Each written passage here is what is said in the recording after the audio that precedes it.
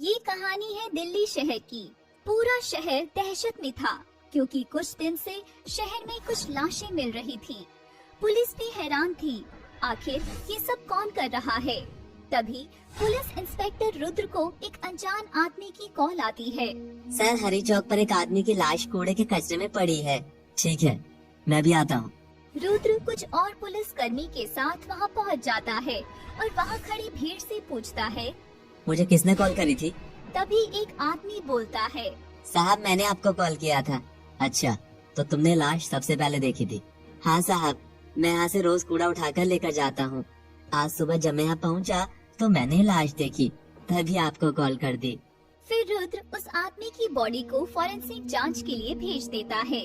अगले दिन फिर से उसे एक अलग जगह दूसरी लाश मिलती है। इस बार लाश घने जंगल के बीचों बीच मिली थी। रुद्र वहाँ पहुँच जाता है और लाश को देखकर हैरान हो जाता है और अपने हवलदार रामलाल से कहता है, रामलाल, इस लाश पर भी वैसे ही घाव हैं जो कल हमें लाश मिली थी। उसके शरीर पर भी ऐसे ही घाव थे। आप ठीक कह रहे हैं सर जी, हमको लगता है कातिल दोनों का एक ही है। जो भी हो, ये केस जल्दी सॉल्व करने होंगे। शहर में दहशत पैदा हो रही है, लोग घबरा रहे हैं। अब कुछ ही देर बाद उन्हें एक तीसरी लाश नदी किनारे पड़ी मिलती है। आखिर ये सब क्या हो रहा है? 3 लाश, वो भी एक जैसे घाव तीनों के शरीर पर। तभी उसका हवलदार रामलाल बोलता है, साहब, मुझे तो लगता है किसी भूत प्रेत का काम है। तुम पागल हो क्या रामलाल? पुलिस वाले होकर कैसी बातें कर रहे हो? मुझे लगता है शहर में कोई सीरियल किलर है जो ऐसा काम कर रहा है। तभी पुलिस स्टेशन में फिर एक कॉल आती है। साहब, एक आदमी जख्मी हालत में खेत में पड़ा मिला। हम लोगों ने उसे हॉस्पिटल में भर्ती करवा दिया। रुद्र भी हॉस्पिटल पहुंच जाता है और उस घायल आदमी से पूछता है, क्या हुआ आपको? आपकी ऐसी हालत किसने की? वो बहुत खतरनाक हो चुकी है, सबको मार देगी वो, सबको। वो आदमी इतना ही कह पाता है कि उसकी मृत्यु हो जाती है। फिर रुद्र रामलाल को बोलता है, रामलाल, पता करो ये आदमी कौन है और इसकी सारी जानकारी पता करो जल्द से जल्द। जी सर जी। फिर रुद्र उस व्यक्ति से पूछताछ करता है जिसने उसे कॉल करा था। क्या तुम जानते हो आदमी कौन है? नहीं साहब, हम तो अपने खेत में काम करने गए थे, वहीं हमें आदमी जख्मी हालत में मिला तो हम फौरन इसे अस्पताल ले आए। ठीक है, तुम जा सकते हो। फिर रामलाल उस आदमी के बारे में सब पता कर लेता है और रुद्र के साथ उसके घर छानबीन के लिए निकल जाता है। रास्ते में रामलाल रुद्र को बताते हैं, सर, उस आदमी का नाम विजय है और वो एक सॉफ्टवेयर इंजीनियर था। उसके माँ बाप की मौत हो चुकी है, वो अकेले ही रहता था। ये तो तुमने बहुत अच्छा किया और उसके घर जाकर शायद कुछ सबूत मिल सके हमें। थोड़ी देर बाद वो लोग विजय के घर पहुंच जाते हैं और छानबीन करते हैं। कुछ देर बाद उन्हें विजय के कमरे में उसके बेड के नीचे एक टूटा फोन मिलता है जिसमें एक सिम कार्ड था। रामलाल, इस नंबर की सारी डिटेल जो कॉल डिटेल है निकलवा लो। फिर नंबर की कॉल डिटेल आ जाती है जिसमें एक नंबर कुछ ही दिन पहले एक्टिवेट हुआ था। रुद्र उस नंबर के बारे में पता करता है। फिर वो लोग एक मोबाइल शॉप पर जाते हैं जहां से वो नंबर लिया गया था। रुद्र स्टोर के मालिक को बोलता है, आपके स्टोर से कुछ दिन पहले एक सिम लिया गया था, मुझे जानना है कि किसने उसको खरीदा था। सर, अभी आप मुझे 5 मिनट दीजिए, हम अभी सीसीटीवी से चेक करते हैं। फिर वो लोग सीसीटीवी में देखते हैं पर सब लोग देखकर हैरान थे कि सिम एक बुर्के वाली औरत ने लिया था।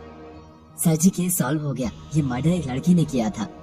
नहीं रामलाल, ये जरूरी नहीं है कि जो आंखों को दिखाई दे वो ही सच हो। आप क्या कहना चाहते हैं सर जी? ध्यान से देखो सीसीटीवी को।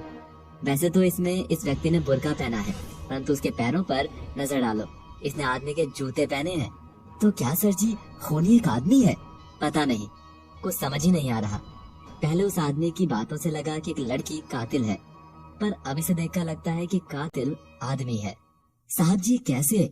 साहब जी, ये तो केस उलझता ही जा रहा है। पहली बार ऐसा अजीब केस सामने आया है जिसमें समझ ही नहीं आ रहा कि कातिल लड़की है या लड़का।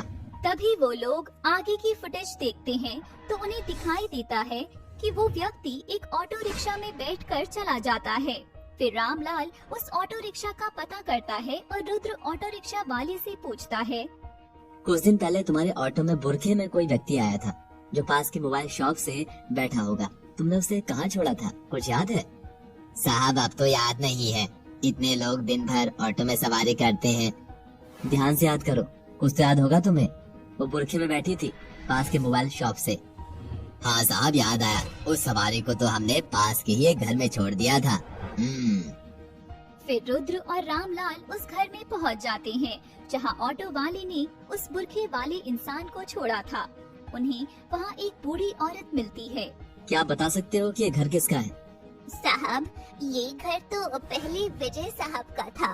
वो एक सॉफ्टवेयर इंजीनियर हैं।